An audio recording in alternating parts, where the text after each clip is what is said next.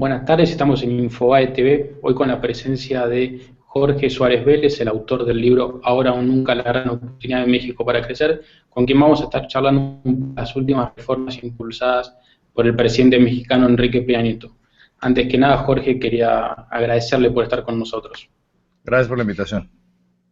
Bueno, Jorge, en primer lugar lo que queremos saber es, según la opinión de usted, ¿cuál cree que son los factores más salientes que puede traer cada una de estas reformas que son la educativa, la energética y la hacendaria? Mira, en términos de necesidad más que de logro, ¿no? Yo diría que la reforma educativa, primero, se trata de básicamente recuperar la educación en México, que está en manos de sindicatos que básicamente son dueños de las plazas para dar clase. Eso implica que estas plazas las pueden heredar de una generación a otra, independientemente de las facultades de quien esté recibiendo ese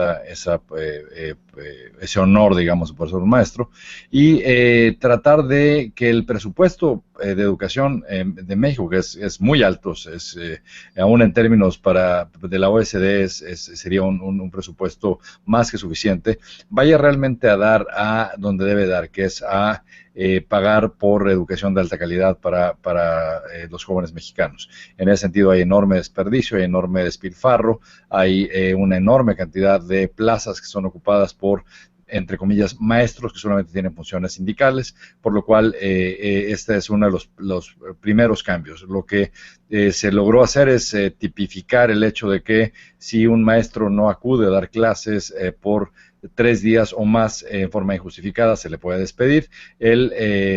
Hacer que se tenga que tomar evaluaciones de los maestros, esto está en un mínimo necesario. Básicamente no se publican los resultados de estas pruebas, no son sujetos inmediatamente a despido, aunque las reprueben más de una vez, pero al menos empieza a sentar la base para tratar de tener alguna forma de control sobre la calidad de la enseñanza. Así que este es un largo camino que, si todo funciona de maravilla, pues empezaría a dar algo de rédito quizá dentro de 15 o 20 años, pero ciertamente es un camino que hay que empezar a recorrer.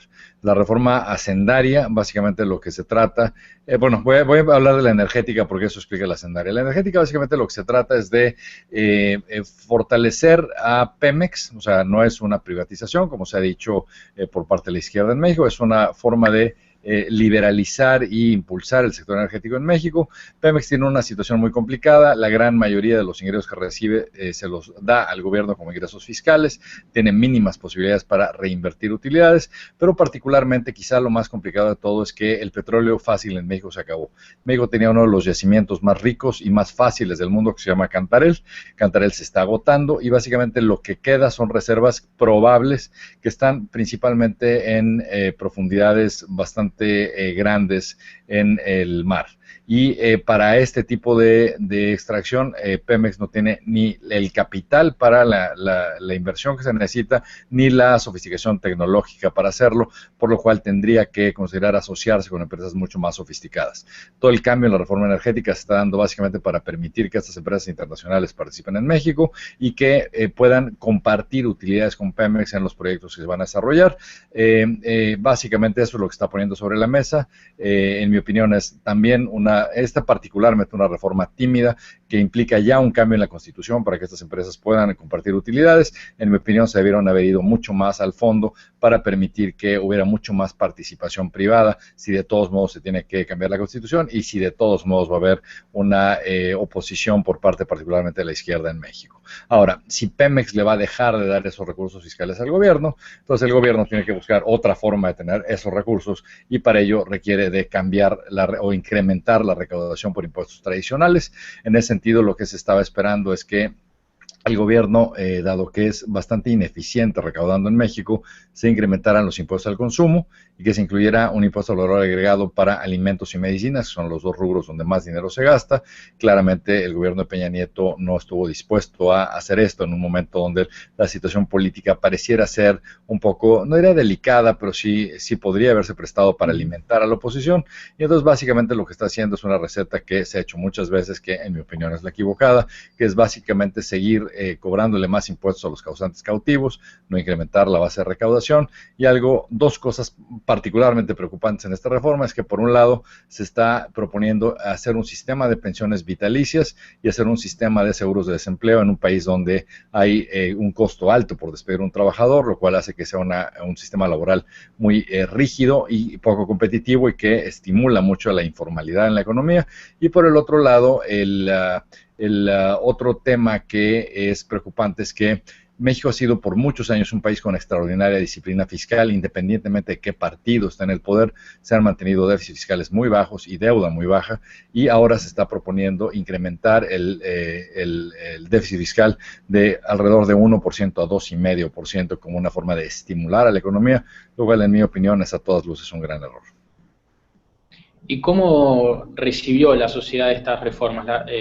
¿Hay un masivo apoyo o es más bien criticado en México? Mira, yo creo que, yendo en orden, la reforma educativa, creo que en general la gente sabía que se tenía que hacer algo radical con la educación, y hay una enorme crítica a los sindicatos magisteriales porque han tenido una labor nefasta hacia la educación como un enorme lastre. Entonces te diría que esa es quizá una reforma bastante bienvenida, aunque obviamente los grupos afectados por esta reforma han sido muy vocales en su protesta. Llegó a haber protestas antes de el desalojo de maestros de la plaza principal en México del Zócalo, de hasta 40,000 maestros que se pusieron a acampar ahí. Claramente hubo alguna negociación con el gobierno, la mayoría de estos maestros regresaron a sus estados, y sigue habiendo un grupo por ahí como de unos 4,000 maestros bastante radicales que no quieren negociación alguna y que seguramente estarán ahí por más tiempo, y seguramente esto al gobierno le acabará costando mucha plata. Y por el otro lado, la reforma energética creo que tiene la enorme desventaja de que en México se ha vuelto algo un poco nacionalista, un poco dogmático y, en mi opinión, un poco estúpido, que es que el petróleo es de los mexicanos, pero no importa que se esté agotando el petróleo, no importa que Pemex pierda dinero, no importa que los yacimientos petroleros de México que están en el Golfo se puedan explotar muy fácilmente desde Estados Unidos, pero no es de México, no importa que, hoy en México, si hay gas como subproducto de la extracción de petróleo, ese gas se quema porque no hay gasoductos, y sería ilegal que yo llegue, invierta para un gasoducto, ya que una industria aproveche ese gas. Eso es ilegal, pero no es ilegal quemar millones de dólares de gas diario. Claramente yo creo que el gran problema que hay en la reforma energética es que la gente entiende bien poco de cuál es la situación real de Pemex, cuál es la necesidad real de inversión fuerte para Pemex. Como decía, Pemex no solo no tiene el dinero para hacerlo, sino que aunque le dejaras todas las utilidades a Pemex y el gobierno no tocara nada, es de tal magnitud lo que tendrían que acumular para invertir que tardarían años en poderlo hacer. Y por último, en ese sentido, a nivel mundial no hay ninguna petrolera que lo haga sola. Siempre hay asociaciones, y es un poco absurdo pensar que Pemex va solita a desarrollar la capacidad tecnológica, la capacidad para invertir y el know-how para estar haciendo perforación a 5,000 metros de profundidad en el mar. Es bastante absurdo. Y por último, la reforma fiscal, pues siempre que quieres cobrar más impuestos, pues evidentemente hay un fuerte rechazo a esto. El gran problema de no hacerlo mediante impuestos directos como un impuesto al valor agregado es que si tú lo que estás buscando ahora es hacer impuestos a los que ya son causantes cautivos en cierta forma. Por ejemplo, ayer di una conferencia en México, era una conferencia con maquiladores, con la industria manufacturera de México. Para que tú tengas una idea, México exporta más manufacturas que todo el resto de Latinoamérica sumada. Es una potencia a nivel mundial en términos de exportación de manufacturas, y ahora de repente, por ejemplo, uno de los nuevos impuestos es que toda la importación de insumos para exportar quieren ponerle un impuesto al valor agregado, lo que sacaría esta industria de la competencia contra países como China y como Corea y como la India y como otros. Entonces es un poco absurdo este impuesto. Evidentemente va a haber un fuerte cabildeo contra muchos de los impuestos que están proponiendo. Por ejemplo, un impuesto a las colegiaturas de escuelas privadas, va a haber cabildeo en contra. Un impuesto a las bebidas azucaradas, va a haber cabildeo en contra. Entonces yo creo que algo ahí que se vuelve preocupante es que el intento recaudatorio podría fracasar porque va a haber una fuerte oposición de los sectores afectados, mientras que lo que tiene que ver con gasto, pensiones vitalicias, seguro de desempleo, pues eso va a pasar como mantequilla. Entonces lo que podríamos ver es una situación fiscal deteriorada que, como repito, México lleva básicamente 18 años de impecable disciplina fiscal, que sería bastante triste ver que se vaya perdiendo. Teniendo en cuenta que en los últimos años México logró afianzarse como un líder en la región, ¿A qué atribuye usted que recién ahora en 2013, bueno, en este caso el presidente Enrique Peña Nieto, recién ahora se estén impulsando estas medidas tan drásticas, teniendo en cuenta que, por ejemplo, se va a aplicar un cambio en la reforma energética después de 70 años, o de hacer una reforma educativa que, en cierto modo, modernizará lo que es la educación en México, repito, uno de los países líderes de la región? Mira, yo creo que hay, como siempre, una acumulación de razones. La más fácil probablemente sería la educativa, o sea, venimos de un largo periodo de desprestigio de los sindicatos de trabajadores de la educación. Hay básicamente dos sindicatos, un sindicato un poco que juega más con el gobierno que el otro, el que más ha protestado evidentemente es el más radical, que es la Coordinadora Nacional de Trabajadores de la Educación. Y en ese sentido, yo creo que ese hartazgo de la sociedad y el hecho que México una y otra vez, de hecho como todos los otros países latinoamericanos, seguimos saliendo muy mal en todas las encuestas de medición educativa, como la encuesta PISA, ha llevado a que la sociedad esté empujando cada vez más a que se haga algún cambio. Entonces este sí, como dije, es políticamente popular, digamos, hacerlo y va a tener apoyo generalizado. Ahora, la parte energética yo creo que responde al hecho de que primero México está perdiendo capacidad productora, México se va a volver un importador neto de energía, energéticos, y como te decía, el petróleo fácil se acabó. En ese sentido, tienes que hacer algo para tratar de incrementar la capacidad de México. Ahora, hay una diferencia radical. Muchas de las reformas que se están haciendo en energía, por ejemplo, las quería hacer la derecha, las quería hacer el Partido de Acción Nacional que estuvo en el poder los dos últimos sexenios. Sin embargo, claramente no tenían el apoyo local, regional, no tenían cómo enfrentarse, digamos, a un poderoso sindicato de trabajadores de Pemex. Claramente el PRI tiene como un partido más de centro, digamos, y un partido que ha sido siempre mucho más corporativista, tiene mucho más capacidad para lidiar con estos temas y para tener apoyo local. En México, más o menos debe haber como 20 gubernaturas estatales de 32 que están en manos del PRI, lo cual le da mucho apoyo a nivel local y mucha más capacidad para lidiar con este tipo de presión y ese tipo de problemas. Hablaba al vicepresidente de Estados Unidos, Biden, en su visita a México, y él hacía hincapié en la idea de que México ya dejó de emerger y daba la idea como que ya se está acercando a lo que se consideraría un país desarrollado. ¿Se podría considerar que a partir de la implementación de estas reformas se puede especular con la posibilidad de que México esté en el inicio del camino a ser un país desarrollado o todavía falta mucho, piensa usted? Falta mucho, yo creo que si bien México tiene un ingreso per cápita, digamos, razonable y creciente, lo que es un hecho también es que la desigualdad es muy pronunciada, lo cual implica que una gran parte de la población de México está profundamente marginada. Así que hablar de desarrollo sin que esta población tenga accesos básicos, ¿no? Yo creo que sería un poco irresponsable. El libro que yo escribí se trata exactamente de eso, o sea, hablar de por qué hoy México tiene una oportunidad muy peculiar para crecer. Perdón, que si yo la tuviera que sintetizar, proviene básicamente del desarrollo que va a tener Estados Unidos. Estados Unidos se va a volver la gran potencia productora de energía del mundo. Si tú ves términos de capacidad energética, como sabes, se mide en unidades térmicas británicas, en BTUs, el estado de Pensilvania solo tiene más BTUs en su subsuelo que toda Arabia Saudita. Estados Unidos se va a volver no solo autosuficiente, sino exportador. ¿Por qué eso es relevante para México?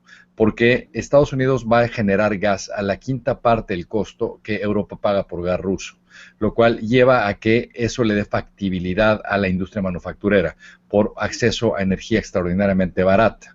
Si tú a eso le sumas lo que está pasando en términos de digitalización de manufacturas, impresoras de tercera dimensión, todo este tema que tiene mucho que ver con Silicon Valley, Estados Unidos ahí tiene otra gran ventaja relativa al resto del mundo, que no es que estemos hablando que son americanos los que están haciendo, sino Silicon Valley como una entidad que atrae talento de Asia, de Europa, de América Latina, de todas partes, y en ese sentido está teniendo grandes ventajas relativas, incluso en términos logísticos. Si tú ves las dos grandes tendencias que se han dado para eficientar a las empresas de Estados Unidos, a las industrias, en medio de una situación económica global de poco crecimiento económico.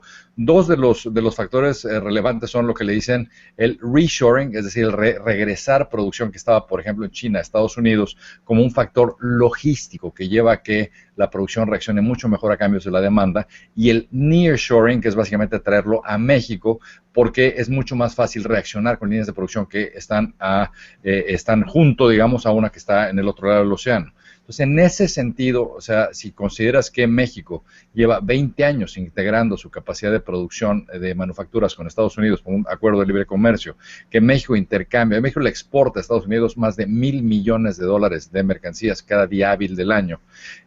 Básicamente son dos industrias que están totalmente integradas ya, una vez más llevan 20 años integrándose.